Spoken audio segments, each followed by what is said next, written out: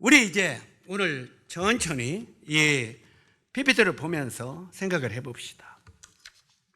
여기 보면은 누구 같아요? 누가 할머니 같아요? 성경에는 문둥이, 굉장히 문둥병이 많이 나옵니다. 성경이 거의 구약과 신약에 제일 많이 나오는 병이 문둥병입니다. 왜 성경에 이렇게 문둥병이 많이 나오겠습니까? 문둥병은 불치의 병이고, 문둥병은 우리들의 죄를 상징하는 병입니다.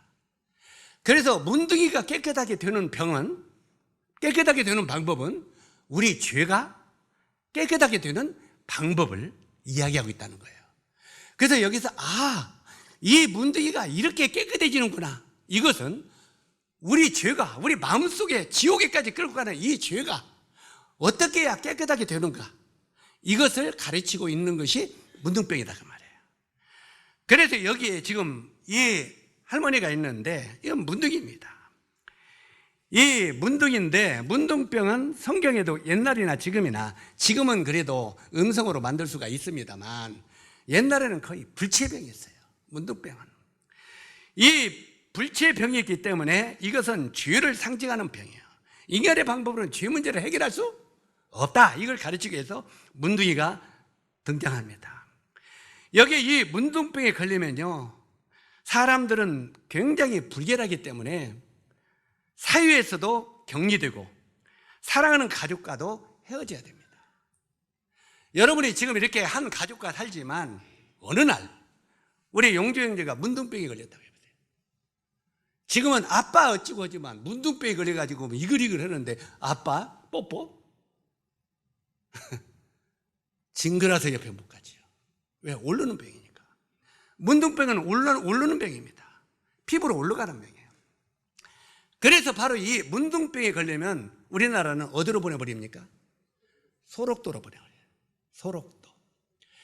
저희들이 옛날에 소록도에 전도여행을 간 적이 있어요. 소록도에 전도에 가는데 딱 집으로 들어가는 순간 냄새가 확 나더라고요. 살 썩는 냄새예요. 그 시체 썩는 냄새 있잖아요. 고약한 거. 근데 이 손도 없는 사람들이 막 귤이고 사과하고 막 떡이고 이런 걸 주어요, 먹으라고. 와, 죽었으면 죽었지 차라리 그거 못 먹겠더라고요. 그런데 광주 이원재 형님하고 같이 갔는데 이 사람이 그걸 막 먹는 거예요. 주는 걸. 그럼 나보고 먹어두어. 안 먹을 수도 없고 먹을 수도 없고 고민하다가 귤 같은 거 까서 먹는 거, 사과 같은 거 까서 먹는 거, 요것만 가지고 먹는 시종 막 있죠. 그래서 나중에 어찌하든 간에 그걸 먹으니까 이 사람들이 마음을 열고 이야기를 들어요. 그 음식을 안 먹으면 대화를 안 해버린대요. 이 사람들이 우리를 불결하게 생각을 하고 대화를 안 해버린대요. 그러니까 먹으니까 이 사람들은 우리를 그래도 생각해서 왔구나 해가지고 대화가 되는 거예요. 그래가지고 전도 오면서 제가 하는 말이에요. 영재, 자네는 문둥이들이 주는 것도 다 먹는 거 보니까 자네는 선교사로 나가야겠네. 나는 이걸 못 먹으니까 죽으나 사나 한국에서 전도 다 죽으려고. 그랬더니 말이 씨됐어요. 말이 씨돼가지고 원장님은 필리핀에 전도로 가고 나는 한국 섬전도로 지금까지 사는 거예요. 말이 씨돼가지고요. 그래, 이 문둥병에 걸리면 냄새가 나고요, 굉장히 그 흉측한 이런 냄새들이 막 납니다. 여기에 나오는 이 문둥이도 뭐야? 하나도 마음에 드는 게 없네. 말을 안 듣네. 자, 여기는 조금 더 심한 문둥이죠. 저 정도 되면 여러분 아버지 어머니라고 해도 사랑한다고 뽀뽀하고 키스하고 하겠습니까? 하겠어요? 못 하겠어요? 아마 옆에 가기도 무서울 겁니다. 실제로 이런 문둥병에 걸리면은 정말 사회에서 즉시 격리를 시켜버립니다. 그런데 여기에 이제 이 주의 레위기 구약성경, 오늘 이제 구약성경 레위기 13장과 14장을 이야기하려고 하는데, 이 문둥병이 깨끗하게 되는 방법이 여기 있습니다. 레위기 13장과 14장이에요. 그런데 구약성경 레위기 13장은 죄의 성질에 대해서 말하고 있어요. 바로 이 문둥이에 대해서, 문둥이의 근본 성질, 그래서 이 죄의 성질을 말하고 있고, 레위기 14장은 죄를 깨끗게 하는 방법에 대해서 말하고 있어요. 죄의 성질과 방법에 대해서. 자, 이렇게 말하고 있는데, 말씀을 듣고 마음에 깨닫고 믿게 되면 죄인된 우리가 깨끗하게 돼서 구원받게 되는 겁니다. 다시 반복해서 이 문둥이들이 깨끗하게 되는 방법을 잘 들어보시고, 그 깨끗하게 되는 방법을 우리도 동일하게 내 마음속에 받아들이면 우리들도 죄에서 구원받게 된다는 거예요. 성경은 이걸 말하고 있어요. 자, 거기에 13장 13절에 보면은 뭐라고 말하고 있느냐면 13장 3절에 환처, 이 환처는 종기입니다. 우리 종기 알죠? 이 피부에 종기 났다고 그랬잖아요. 그런데 이 종기가 쑥 튀어나와가지고 골무면 푹 차잖아요. 고름이 옛날에, 요즘에 그렇게 곪은 사람 별로 없대요. 우리 어렸을 때는 이 고름 짝이 막 굉장히 많았잖아요. 예? 요즘에 젊은이들은 고름 짠다고 뭔 소린가 할 거예요. 그런데 이 종기는 툭 튀어나와서 끄터리가 노랗게 곪습니다. 이걸 종기라고 그래요. 그런데 문둥병은 이게 튀어나오는 게 아니라 속으로 뚝 꺼집니다. 다시 말해서 분지같이, 화산 이렇게 터지고 나면 그 분지 있잖아요. 툭 빠진 같이. 이게 종기가 이렇게 나와서 쑥 꺼지는 거예요. 이렇게 안에가. 이게 문둥병입니다. 이 문둥병 종기. 그래서 종기가 피부보다 움푹에 졌으면 이는 문둥병 환자다. 성경은 이렇게 말하고 있어요. 이는 문둥병 환자라. 제사장이 진단하여 그를 부정하다 할 것이요. 이 종기가 이렇게 나와서 속으로 안으로 툭 꺼졌으면 제사장이 진단해서 이건 문둥이다, 진단하라. 제사장이 진단을 그를 부정하다 할 것이요. 이렇게 말하면서 또 이제 발 같은 데를 보라 그래요. 발 같은 데 보면은 이런 종기들이 튀어나와서 속으로 자꾸 썩어 들어가는 거예요. 속으로. 어떻게 보면 문둥병이 들으면요, 참 비참해요. 그래서 이 손 마디마다 빠져버리고 눈썹도 다 빠져가지고 막 자꾸 막 흘러내리죠. 화산 터진 것 같이. 화산이 막 터진 것 같이 막 온 몸이 휘둘러. 그래갖고 발가락도 빠지고, 점점 나중에는 발가락 아니라 발목도 잘라지고 그러면서 흉측하게 변해버립니다. 그래서 이렇게 보면은, 이런 것들이 보면은 이게 문둥이다고 제사장은 진단하라는 말이에요. 움푹 퍼졌으면. 그 병이 피부에 퍼졌으면 그를 부정하다 진단할 것이요.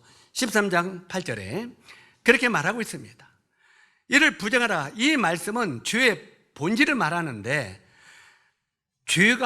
죄는 마음속에 자리 잡고 있기 때문에 유형적인 행위로는 죄를 씻지 못한다는 의미입니다. 자, 다시 반복합니다. 종기가 바깥으로 튀어나와서 곪으면 짜낼 수 있어, 없어요? 근데 곪는 것이 속으로 들어가서 썩는단 말이에요. 그렇기 때문에 이것을 요즘 같으면 수술도 하고 막 그러잖아요.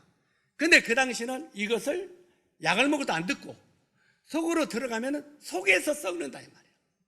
그러니까 겉을 보면은 말짱한데 속에서 썩기 시작한다는 말이에요. 이걸 문둥병이라고 말하는데, 이것은 죄라고 하는 것은 유형적으로 안 보인다는 말이에요.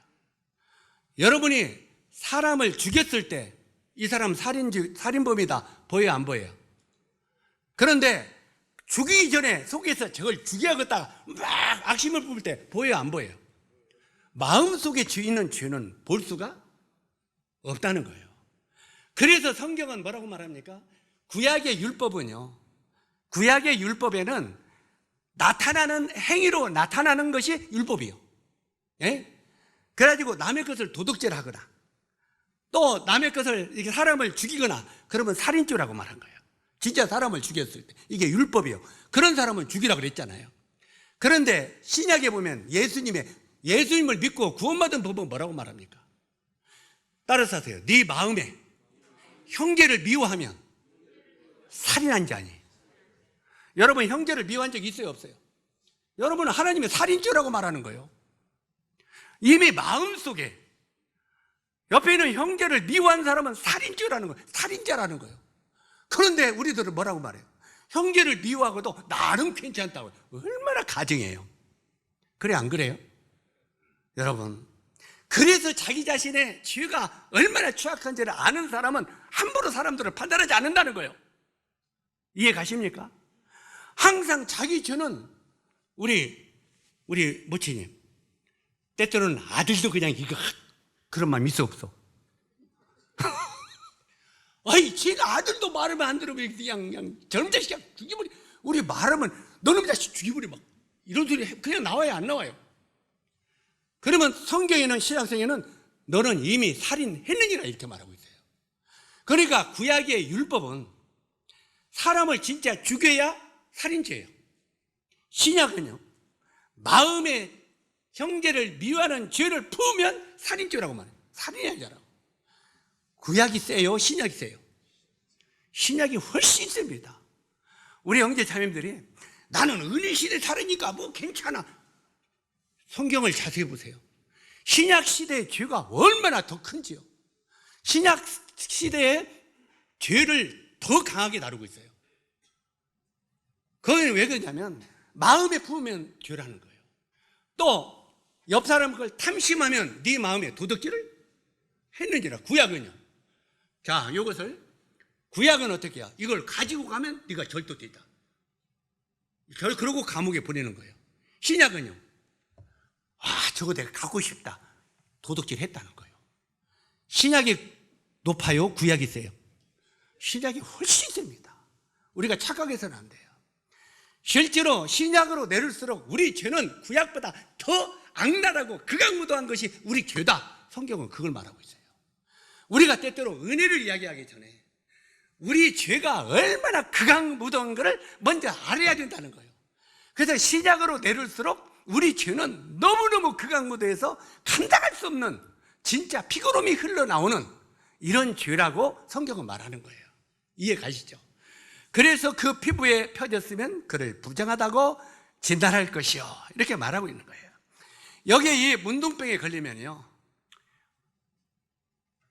자신도 모르게 3년을 산답니다. 자신도 모르게. 그리고 자신만 알게 3년을 살아요. 그리고 자신도 남도 알게 3년을 살다가 죽는 병이 문둥병입니다. 자, 먼저 자신도 모르게 3년을 살 때는 내가 내 문둥병에 걸린지도 모른단 말이에요. 실제로 여러분은 때때로 너 죽어? 그러면서도 내가 문둥병 상기인지를 알아요? 몰라요? 몰라요. 그러면서 나는 선하대, 나는 괜찮대, 저놈은 나쁜 놈이고. 얼마나 이게 극악무도예요. 그렇잖아요. 실제로 여기면 자신도 모르게 3년. 그러니까 이미 나는 죽어가는 문둥병에 걸려 있으면서도 자기가 문둥병에 걸린지를 모른다는 거예요. 이렇게 3년을 산다는 거예요. 그 다음에 두 번째는 자신만 알게 3년을 살아. 때때로는 내가 박영님 뭐 좋은 게 있어 살짝 가지고 왔어. 그러면 내 양심이 끄끄라야 안 끄끄라. 내가 표현을 잘못해서 끄끄럽다고 하는데 저 마음에 부담 돼야 안 돼요. 이건 내가 죄를 지었다 알아요 몰라요? 다른 사람은 알아요 몰라요? 몰라요. 나만 알아요. 그러니까 자신만 알게 3년을 사는 것이 바로 문둥병이란 말이에요. 분명히 자신의 양심은 이건 아닌데 느껴요. 그런데 다른 사람은 몰라. 자신만 알아. 이렇게 살아가는 것이 문둥병이라는 거예요. 두 번째, 이기라는 거예요. 그 다음에 자신도 남도 알게 3년을 산다. 이것은 이미 그것이 마음에 있는 것이 어떻게? 드러난단 말이에요. 드러나는 건 문둥이 3기란 말이에요. 이 문둥이 3기를 되면은 이미 그는 죽을 날이 가까웠다 그 말이에요. 거의 죽는다 이 말이에요. 그래서 문둥병은 이렇게 살다가 죽는 속에서 썩어가는 병인데 우리가 여기에 우리 모친들이 많아서 고추 농사 짓죠. 요즘에는 고추 농사도 버러지병이 별로 없더라고. 약을 하도 독하게 하니까. 막 죽으라고 때려버리니까 약을. 그런데 여기 보면은 이게 뭐예요? 뭔 나무요? 고추나무요. 고추 이게 뭐예요? 하얀 게? 고추꽃이요. 자, 이 고추꽃에 보면은 고추에다 이게 뭐예요? 구멍 뚫어요. 여기 이 구멍 뚫으면 이렇게 뚫린 거 그거 까보면 속에 뭐 들었어요? 요만한 군뱅이 그 버럭지가 들었어요. 그러면 이 버럭지가 들어가 있으면 이미 이 고추는 먹을 수 있어요, 없어요? 못 먹어요. 이거 버려야 돼. 던져 썩어서 버려. 불에다 태워버려야 돼. 왜? 여기 이 구멍을 뚫는 이 나방이 담배 밤나방이라는 거예요. 담배 밤나방이가요, 많은, 제가 옛날에 농사 질 때, 농사 질 때 고추 다수화가 갈 때 어떻게 해야 되는지 알아요? 고추 다수화가 하려면 이 담배 밤나방이 이것을 약을 하려면은 밤에 소독을 하라고 가르쳐요. 근데 밤에 소독하는 사람이 없잖아요. 그러니까 밤에 소독을 하려면 해 넘어가는 직전에 하라고 그래요. 해 막 넘어가서 달 뜰 때. 최고 좋은 것은 달이 떴을 때 이 소독을 하면 고추 다수확을 할 수 있어요. 썩는 것만, 요즘에 탄저병만 막으면 요것은 그냥 달밤에 소독을 해야 돼. 왜 그러냐? 이 담배 밤나방이는 왜 밤나방이냐? 밤에 활동을 하는 나방이다 그 말이에요. 그래가지고 달밤에 달이 환하게 떠 있으면은 고추밭에 고추가 하얗게 피잖아요. 그러면 저기에 이제 불이 있거나 달밤에 있으면은 담배 밤나방이가 고추밭으로 와 내려오는 거예요. 내려와서 고추꽃에, 아까 여기에 먼저 이 고추 이 안에 들어가는 거예요. 이 고추 안으로 꼭 꽃 속으로 들어가는 것처럼 담배 밤나방이가 거기 들어가면 이 꽃 속에 요만큼 열매가 맺어요. 안에 수술 속에 요만큼 고추가 맺어요. 그때는 굉장히 고추가 연해요. 연하니까 담배 밤나방이가 여기다가 쑥 침을 놓고 알을 하나씩 까. 알을 까놓고 도망가. 그런데 고추는 지 속에 담배 밤나방이 알이 들은지도 모르고 커. 요만큼 이제 크다 보면은 속에서 담배 밤나방이가 때가 되면 고추 속에서 부화를 해. 속에서 부화해가지고 속에서 갉아먹는 거예요. 고추를. 속에서 갉아먹다 보면 산소가 이제 있어요. 구멍이 막혀. 그러면 안에서 구멍을 삥 뚫는 거예요. 산소 먹으려고. 오늘 농사 강의 내가 잘하잖아. 봐, 여기 내가 여기 강단에서 설교만 하는 게 아니라 농사도 강의 잘한다니까.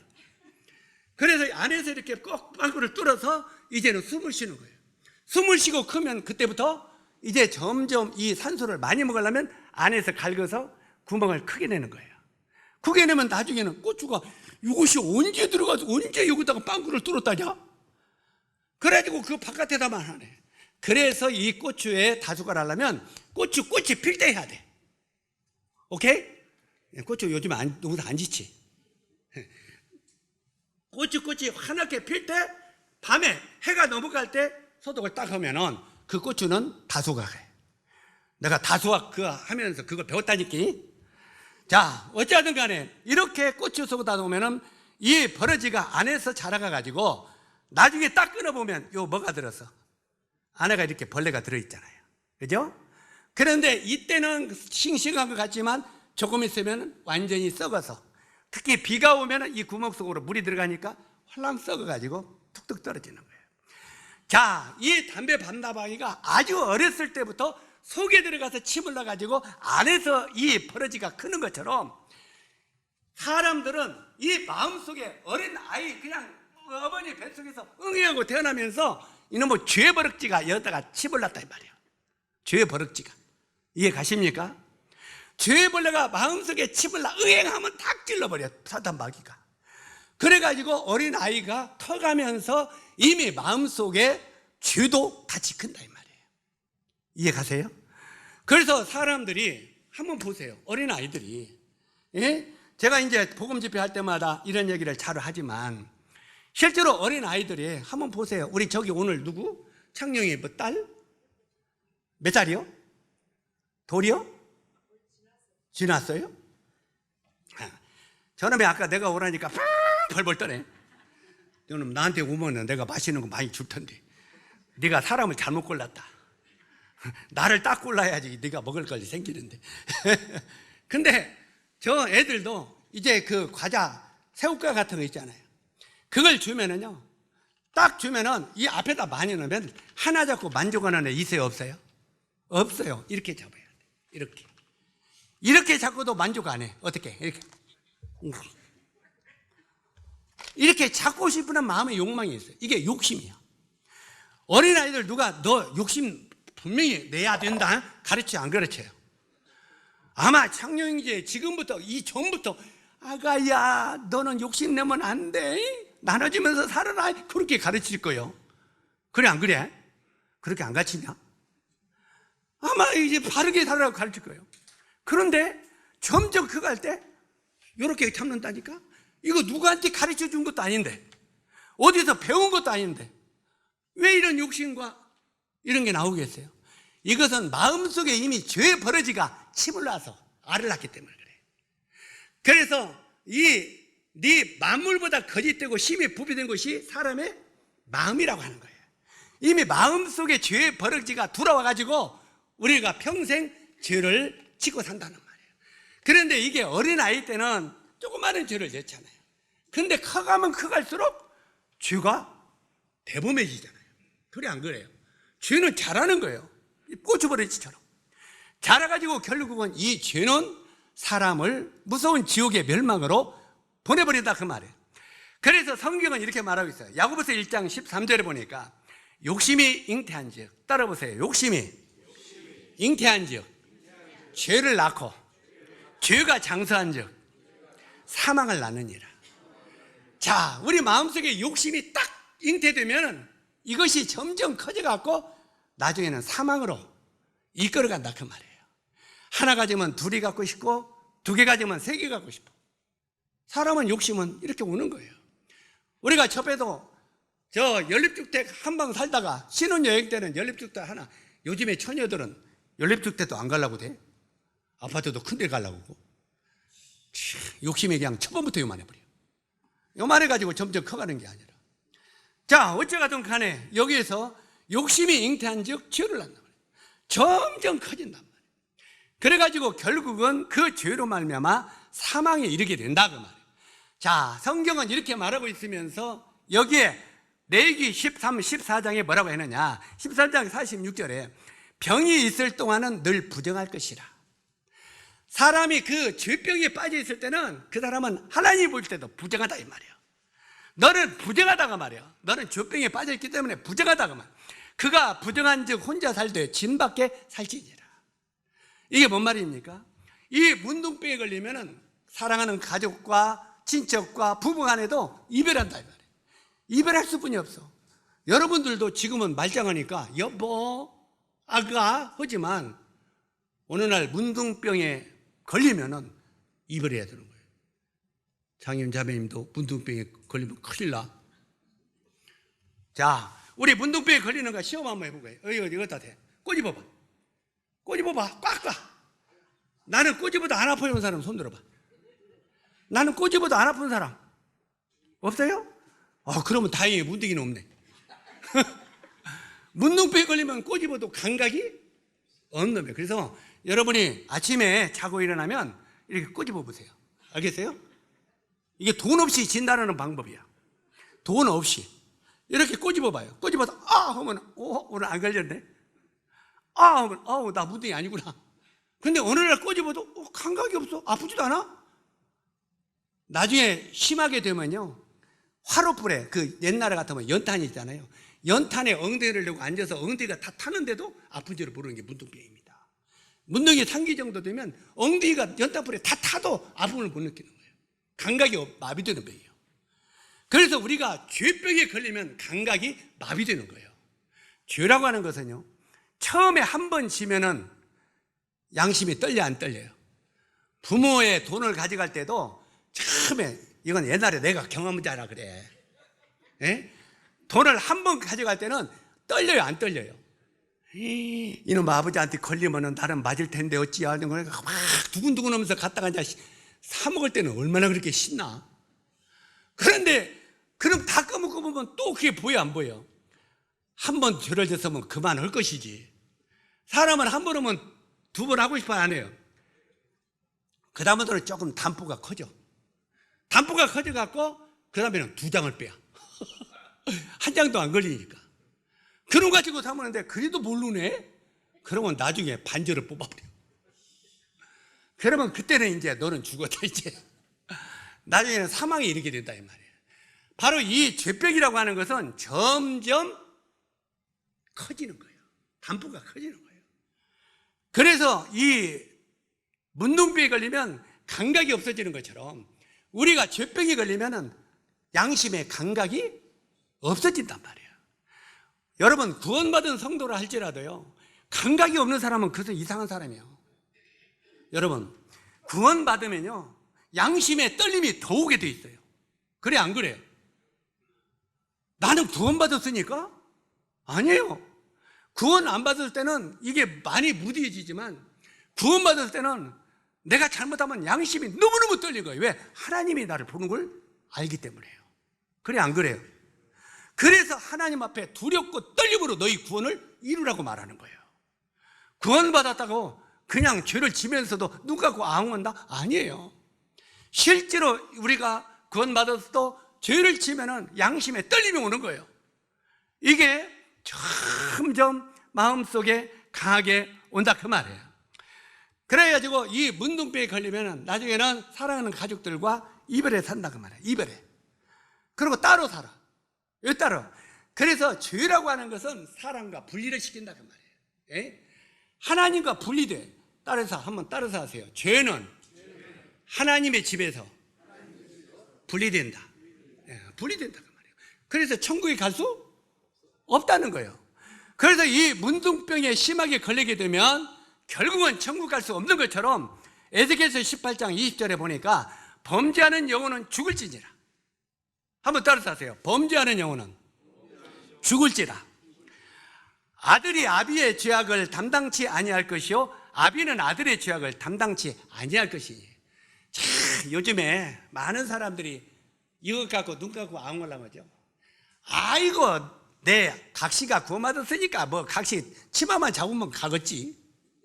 내가 옛날에 그래서 여동생이 먼저 구원받았다고 해서 야 내가 너를 꽉 잡고 있으면 가지 않겠어? 참 얼마나 약을 빠졌어요. 그래가 요즘에 부부들이 아내가 구원받았으면 아내 잡고 있으면 가겠지? 남편이 있으면 당신이 나를 뭐 버리겠냐? 이러면서 은근히 반절은 구원받았으니까 이렇게 말하는데 성경은 뭐라고 합니까? 아들은 아비의 죄악을 담당할 수가 없고 아비는 아들의 죄악을 담당할 수 없다는 거예요. 구원은 각자라는 거예요. 예? 남편이 구원받았어도 아내에서 덩달아 가는 게 아니라고 말이에요. 어머니가 구원받았으니 아들도 덩달아 가는 게 아니라고 말이에요. 아들이고 어머니고 각각 구원받아야 된다고 말이에요. 각각. 그래서 아비의 죄악을 아들이 담당치 못하고 아들의 죄악을 아비가 담당치 못한다고 말하고 있는 거예요. 그리고 다시 이 본문으로 돌아보면 13장 레위기 13장 55절에 보니까 그 색점이 빛이 변하지 아니하고 퍼지지 아니하면 부정하니 너는 그것을 불사르라. 자, 이제 이 문둥병이 만발을 해버리면 불가능하니까 불태워 죽이라는 거예요.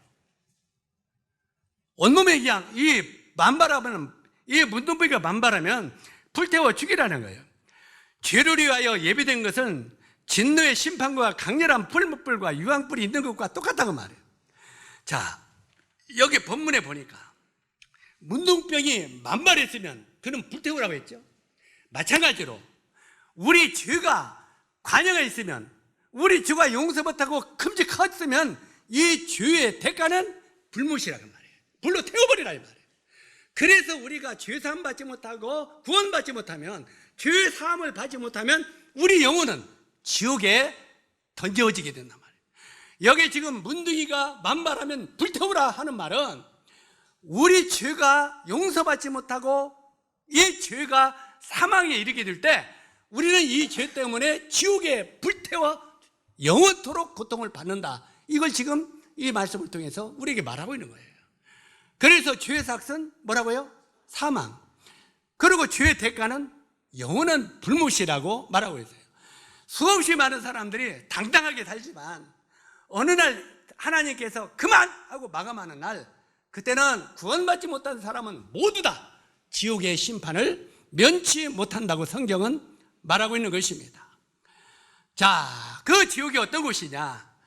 마태복음 13장 41절에 보니까 불법을 행하는 자들을 거두어내어 풀무불에 던져 넣으리니 거기서 울며 이를 갈미 있으리라. 어디에 던져 넣는다고요? 풀무불. 우리요, 연탄불이나 가스불에만 손을 얹어놔도 얼마나 뜨겁고 고통스럽습니까? 그러면 저쪽에 대장간에 가보면 그 쇠를 부겁게 띄우는 풀무불 있잖아요. 푹 하면서 풀무불에 여러분이 던져 넣는다고 하면 어떻게 되겠어요? 완전히 순식간에 우리 육체 같으면은 산산도각 뼈도 다 타버릴 거예요. 그런데 지옥은 육체를 던지는 것이 아니기 때문에 바로 무서운 이 지옥의 풀무불 같은 데 던져서 거기서 울며 이를 갈미 있으리라. 내가 왜 이 땅에 있을 때 믿지 않고 죄 삼받지 않고 살았던 거 하고 울며 이를 간다고 말이에요. 그러나 아무리 울며 이를 가려도 한 번 지옥에 던지우면 다시는 되어 나올 수가 없는 것이 지옥이라고 말하고 있습니다. 우리가 이 열왕기하 5장에 보면은 나만 장군이 나옵니다. 나만 장군이 나오는데 나만 장군은요 굉장히 용사고 장군입니다. 날아가는 새도 떨어뜨린다는 명장입니다. 그 당시 아람 나라가 그 주변에 수많은 나라들을 점령했는데 그 점령의 선봉장이 나만 장군이었습니다. 그러니까 이 나만 장군이 가면요, 말을 타고 가면은 그냥 추풍나비입인 거예요. 모두 다 엎드려 그냥 절을 하는 거예요. 이렇게 당당한 나만 장군이었는데 그 열왕기하 5장을 보면 나만이 용사요 장군이었으나 그는 문둥이더라 이렇게 돼 있어요. 한번 따라서세요. 그가 장군이었지만 문둥이더라. 오늘날 우리 많은 사람들도 이 나만처럼 얼마나 장군들입니까? 어떤 사람을 만나봐도 전부 다 장군들이요, 당당히 용사들이요. 아이, 나는 안 믿어요. 진짜 어떤 때는 그냥 전도도 않고 내비두고 싶은 마음이 있어요. 왜? 뭐 지옥 가든지 말든지 뭐 내 일 아닌데. 그러나 하나님께서 너는 때를 어떤지 못 어떤지 복음을 전파하라. 그리고 하나님은 한 영혼이라도 회개하여 구원받기를 기다리시느니라. 이 말씀을 순종하기 위하여 전도하는 거지. 아이, 나는 전도하지 마요. 이런 사람한테 누가 전도하고 싶어요? 그래도 전도해야죠. 왜? 하나님 말씀에 순종해야 되니까. 그런데 이 나만 장군이 여기는 굉장히 당당한 용사요 장군이었지만 그는 죽어가는 문둥이인 것처럼 오늘날 이 세상 사람들이 나름대로 장군이고 용사요 당당하게 얼마나 자존심이 강한 용사들입니까? 그냥 특히 예수의 이야기만 나오면 그냥 자기가 무슨 대장이 된 것처럼 얼마나 목이 고다요. 에이, 나한테 전하지 마요. 이렇게 나한테 예수 이야기만 하면 우리는 죽은 자가 되고 그냥 약자가 돼갖고 선생님, 그쪽 죄인은 아이, 나한테 거기 관심 없어요. 거꾸로 돼 있어. 어떤 때는 한심하죠. 그런데 하나님께서 뭐라고 했습니까? 지금은 너희가 그래도 나중에 그들이 구원받은 성도들이 그들을 심판하는 날이 온다는 거예요. 그들을 무서운 지옥에 던지는 심판날이 온다는 거예요. 그때는 거꾸로 되는 거죠. 그때는 이제 내가 왜 이렇게 안 믿었던 거 후회해도 소용이 없다는 거예요. 바로 이 나만 장군이 용사요 장군이었지만 속은 썩어 문들어가는 문둥이인 것처럼 오늘날 수없이 많은 사람들이 이렇게 용사이고 장군들이었지만 그는 지옥으로 떨어지는 죄인들이다 그 말이에요. 지옥으로 던지고는. 그런데 여기 성경은 뭐라고 말합니까? 그렇다면 이런 문둥이들을 어떻게 깨끗하게 하느냐? 레위기 16장으로 넘어가서 16장이면 죄가 깨끗하는 방법인데 아론은 여호와를 위하여 제비 뽑은 염소 한 마리의 염소는 속죄제로 드리고 이렇게 말하고 있어요. 다시 말해서 죄를 지은 사람들을 위해서 어떻게 이 죄를 용서할 수 있느냐? 제사장 아론은 죄인들을 용서하기 위하여 뭘 준비하라고요? 한 마리의 염소를 준비하라는 거예요. 한 마리의 염소를 준비해가지고 이 염소를 목을 잘라 죽이라고 말이에요. 그러면 염소는 죄가 있어요, 없어요? 염소는 양은 죄가 없어요. 그런데 바로 이 제사장은 염소의 목을 치라는 거예요. 목을 치면 이 염소는 하면서 죽어. 모든 피를 흘리고 죽어. 그러면 그 피를 가지고, 이 염소의 피를 가지고 바로 이 죄인들의 머리에 이렇게 뿌리라. 안수하라. 그러면은 이 죄인들이 바로 이 염소의 피가 발라질 때, 묻혀질 때 이런 죄에서 깨끗하게 된다. 근데 그것도 어떻게 해야 되느냐? 여기 쭉 보면은 이렇게 말하고 있어요. 레위기 16장 21절로 22절에 보니까 아론은 그의 두 손으로 살아있는 염소의 머리에 안수하여 그 죄를 염소의 머리에 두어 광야로 보낼지니라. 여기. 자, 이제 제사장은 어떻게 해야 되느냐? 한 마리의 짐승, 양이나 염소를 잡아서 이제 이 죄인의 그 머리 안수해라. 그리고 이 염소를 어디로 데려가라고요? 염소의 머리에 안수하여 그 죄를 염소의 머리에 두어. 다시 말해서 우리의 인간의 모든 죄를 염소의 머리다 안수 넘기라 이 말이에요. 안수라는 말은 넘긴다는 말이에요. 한번 따라서 하세요. 안수란 넘긴다는 뜻이다. 자, 우리가 내가 죄인인데 이 죄로 말미암아 지옥에 가야 되는데 이 죄를 염소의 머리에 안수했다, 넘긴다 이 말이에요. 여기 염소의 머리에 넘기고 이제 이 염소는 이 사람의 죄를 짊어지고 제사장은 이를 어디로 끌고 가요? 광야를 끌고 가요. 광야를 끌고 가서 그 무인지경에 가다 던지라는 거예요. 그러면 이 염소는 무인지경에 풀도 없고 물도 없고 삭막한 그 광야에 음메음메 소리 지르다가 광야에서 쓰러져 죽는다는 거예요. 그러니까 이 죄인 사람의 죄를 짊어지고 죄 없는 염소가 광야에서 울부짖으며 죽었다는 말이에요. 그러면 이 사람은 죄에서 깨끗함을 받는다. 지금 이 말이에요. 이해 가십니까? 그러면 그 염소가 광야에서 울부짖을 때 몸부림치는 것처럼 실제로 이제 이 염소가 광야에서 아무것도 없는, 풀 한 폭이 없는, 물 한 모금 없는 그 광야에서 헤맬 때 얼마나 목이 타겠어요. 예? 죄인의 그 죄를 짊어지고 가서 그 광야의 던짐을 받았을 때 얼마나 목이 타겠어요.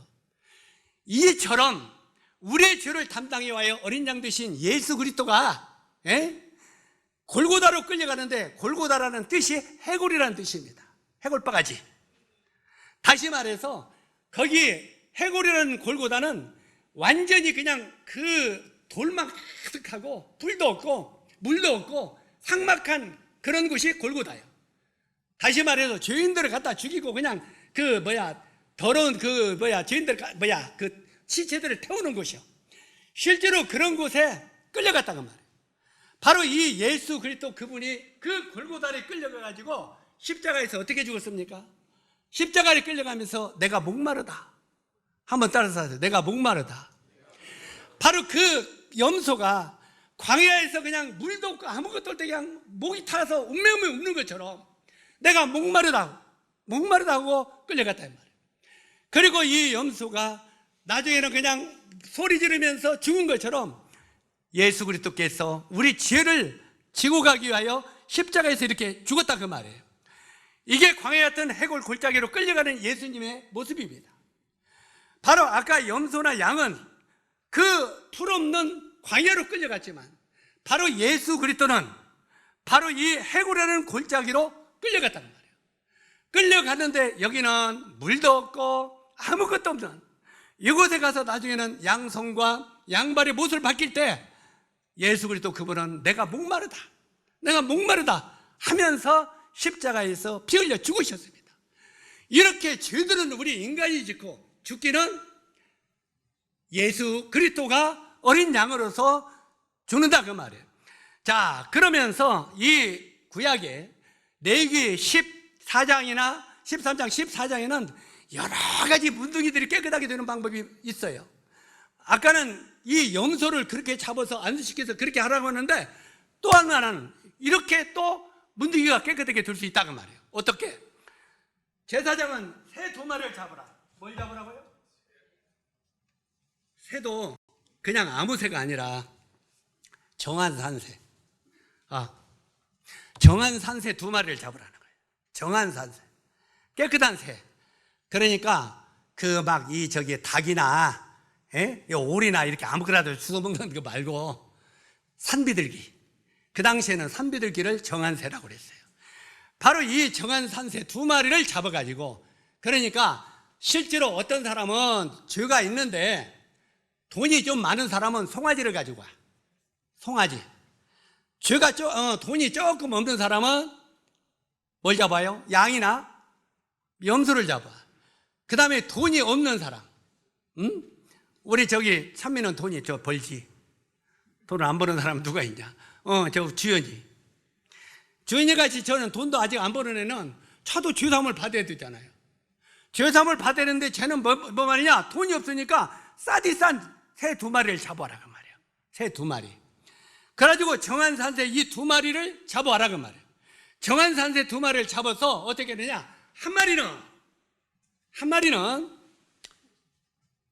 이 새 목을 치라는 거예요. 새 목을 치면 새 목에서 피가 나요, 안 나요? 새 목에서 피가 나겠죠? 이 새 목에서 피가 나면 이 피를 저기 주연이 머리다 뿌리라는 거예요. 이게 새 목을 자르면 거기서 피가 나와요, 안 나와요? 피를 이렇게 받으라고. 나같이 이렇게 마셔버리면 좋은데. 이렇게 피를 발라서 아직 돈이 없는, 그래서 이렇게 뿌리라는 거예요. 이렇게. 뭘 뿌려? 피를 뿌리라는 거예요. 그런데 몇 번 뿌리라고요? 7번 뿌리라는 거예요. 7번. 자, 넷, 5, 6, 7번 뿌리라는 거예요. 자, 이 피를 7번 뿌리라. 정한 산새 피를.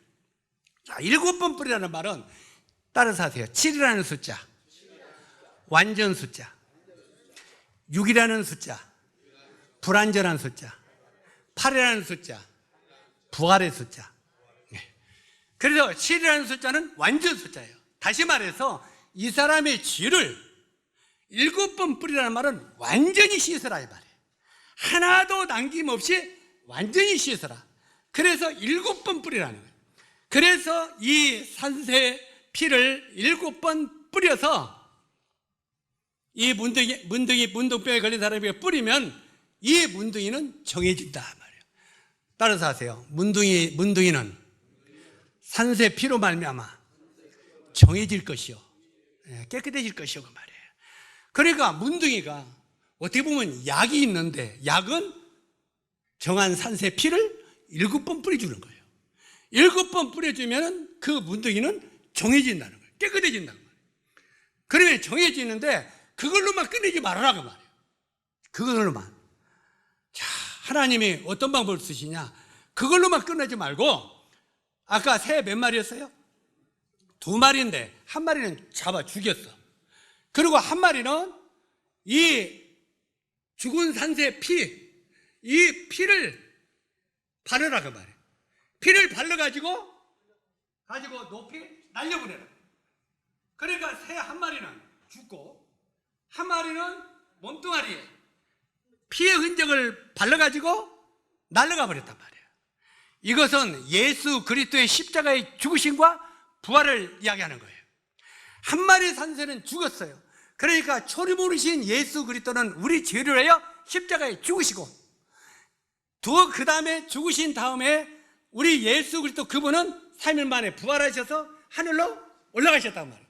그래서 한 마리 산새는 하늘로 올려보내라는 말이에요. 그런데 하늘로 올려보낼 때 뭘 찍어서 발라서 올려보내라고요? 피를 찍어서 올려보내라고 해요. 그래서 이 새 한 마리는 피를 찍어가지고 하늘로 날아갔어요. 피를 찍어서. 그러면 이게 뭐냐 이 말이에요. 이게 무슨 의미냐 그 말이에요. 왜 피의 흔적을 발라가지고 올라가느냐면, 예수 그리스도가 2000년 전에 이 땅에 오셔서 우리 죄를 위하여 십자가에 피 흘려 죽으셨어요. 십자가에서 못 박혀서. 죽으셨는데 실제로 이 죽으실 때 양 손에 못자국이 있어요, 없어요? 양 발에 못자국이 있어요, 없어요? 있어요. 이걸 가지고 부활하셨어요. 그걸 어떻게 합니까? 도마가 나오죠. 도마가 예수님이 부활한 걸 내가 그 손을 만져보지 않고 발을 만져보지 않고 옆구리에 창 찔린 걸 보지 않고는 내가 안 믿겠다고 그랬죠. 그러니까 부활하신 주님이 도마에게 나타나서 도마야, 내 손을 만져봐라. 내 옆구리에 손을 넣어봐라 그랬어요. 그 다음에 도마가 뭐라고 했어요? 주님은 정말 살아계신 하나님이십니다. 나의 구세주입니다. 그러니까 예수님이 뭐라고 했습니까? 도마야, 너는 나를 보고야 믿느냐? 보지 않고 믿는 자는 복이 있도다. 아멘. 도마로 말미암아 우리가 은혜가 받은 거예요. 그래, 안 그래요? 도마는 너는 나를 보고야 믿느냐? 보지 않고 믿는 자는 복이 있도다. 우리들은 보고 믿어요, 안 보고 믿어요? 보지 않고 믿는 자들은 복이 있다는 거예요. 그래서 오늘날 교회가 하나님이 영화롭게 하시는 거예요. 보지 않고 믿으니까. 그냥 말씀을 그냥 믿으니까. 이게 놀라운 은혜인 거예요. 그래서 바로 예수 그리스도는 양손과 못자국을 그대로 가지고 부활했어요. 부활하면 다 없어지면 좋잖아요. 우리가요, 언젠가 주님의 날에 갈 때 우리 우리 형제 자매님들이 좀 안 이쁘다고 저 원망하지 마이. 상일 형제, 자기가 안 이쁘다고 생각하냐, 이쁘다고 생각하냐? 대답을 안 해. 우리가 때때로는 내가 안 이쁠 수 있어요. 그러면서 우리가 나는 호박 왜 이렇게 만드셨나요? 막 이런 노래도 있잖아요. 실제로 우리는 내가 왜 이렇게 만들어지냐고 했지만 여러분, 하늘나라 갈 때는 여러분 모습 다 변합니다. 천사처럼 변한다고 그랬어요. 아주 깨끗한 천사처럼 변한다고 그랬어요. 여러분의 상처 흔적이 있어도 다 없어집니다. 깨끗하게 천사처럼 변한다고 그랬어요.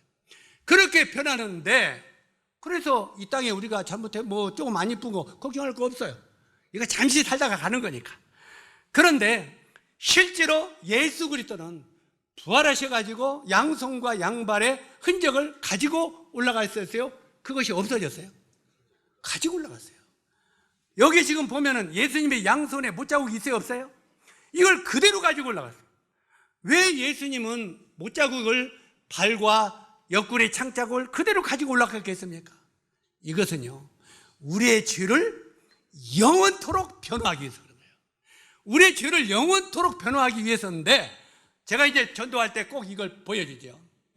자, 여기 보면은 가운데가 누구예요? 판사. 요즘 판사들도 못 믿겠더만. 자, 판사고 어쩌든 앞에 검사가 있고 변호사가 있어요. 그리고 이 앞에 죄인이 있어. 여기는 이 죄인이 누구요? 따라서 하세요. 죄인은 바로 나다. 우리를 이야기하는 거예요. 나를. 바로 이렇게 우리가 판사 앞에 처할 때 검사는 죄삭선 사망이요. 우리들의 죄를 계속 정죄하는 거예요. 이들이 살면서 막 죄를 졌다고 정죄하는 거예요. 설령 우리가 예수 믿고 구원받았다고 한 뒤에도 죄를 지어야 안 져요? 지어요.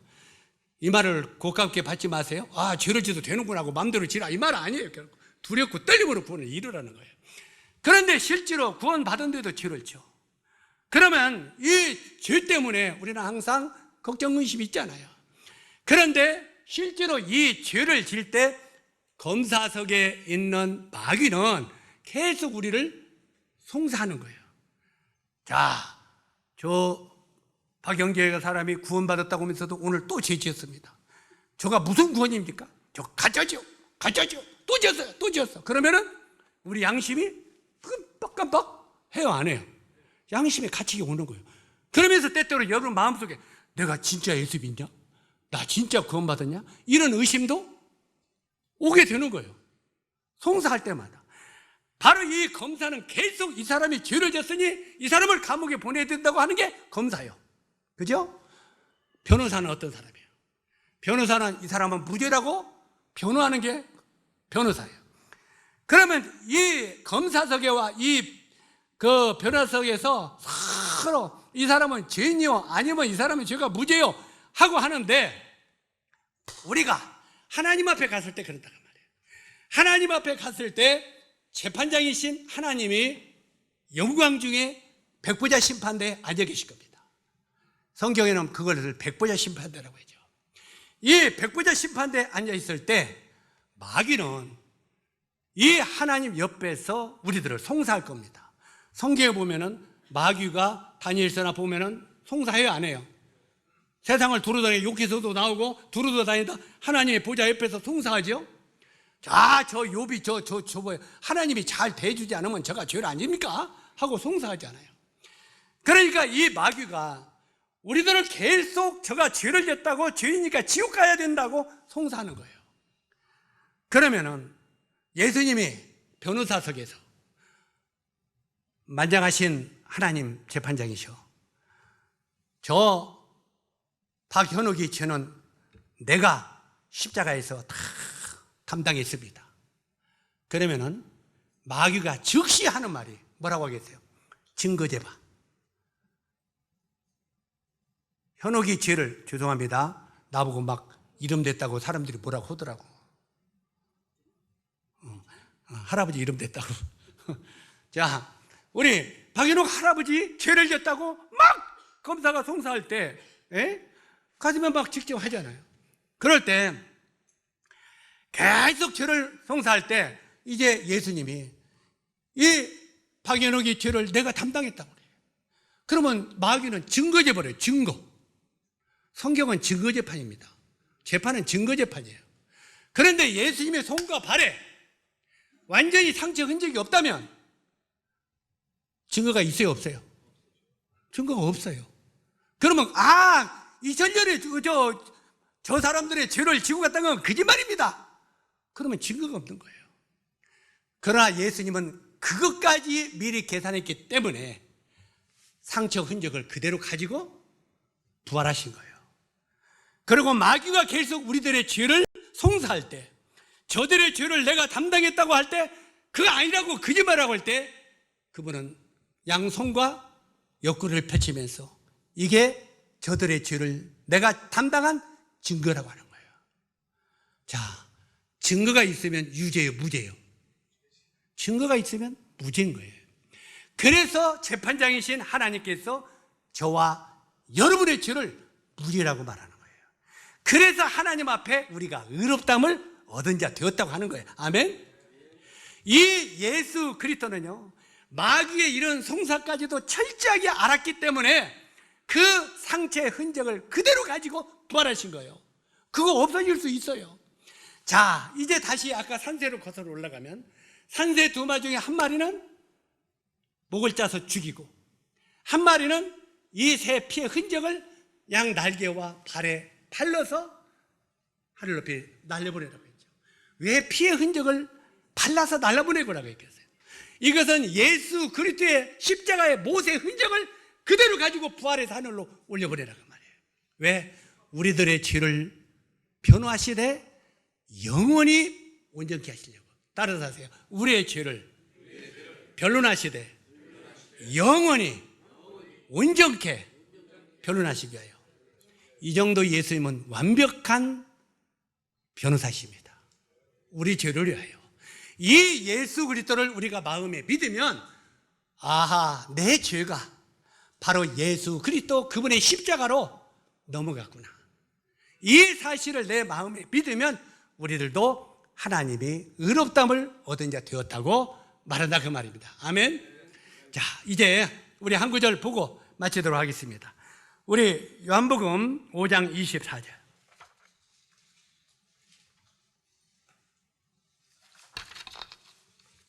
요한복음 5장 24절.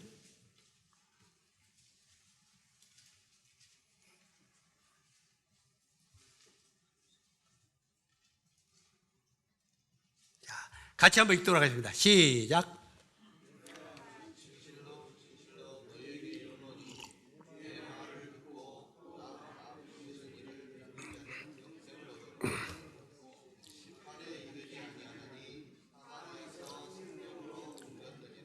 자, 오늘 여러분 하나님 말씀을 들었습니다.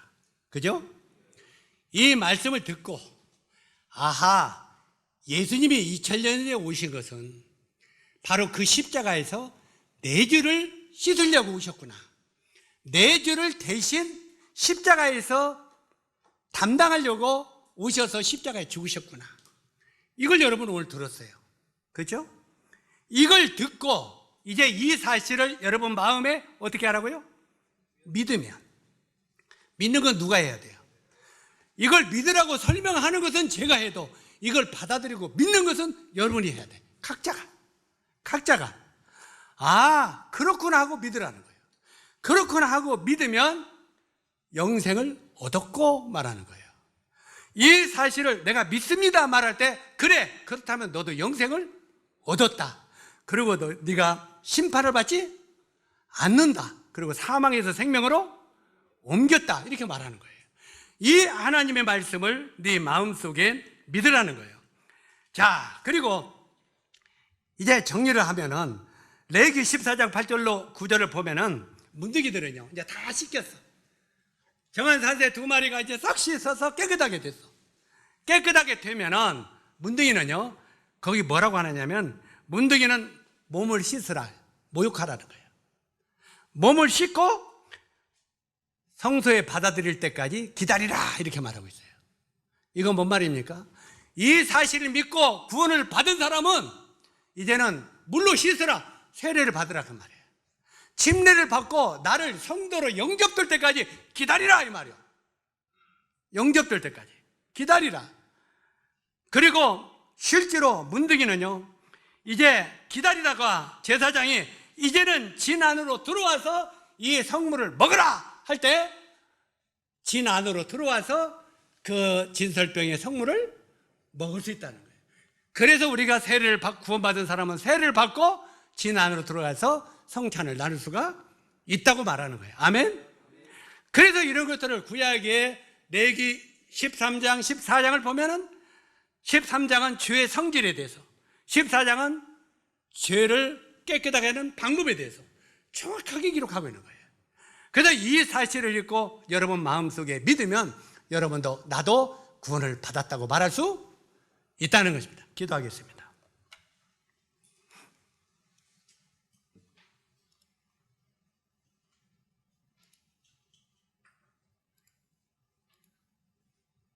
은혜로우신 아버지 하나님, 오늘 죄인이 의인되는 방법에 대해서 레위기 13, 4장을 통해서 여러 모양으로 조명을 했습니다.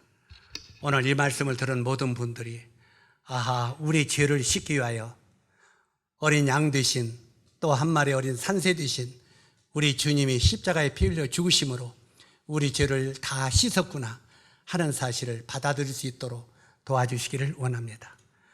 이 모든 것이 성령님을 통해서 마음속에 각자 믿어지도록 도와주시기를 원합니다.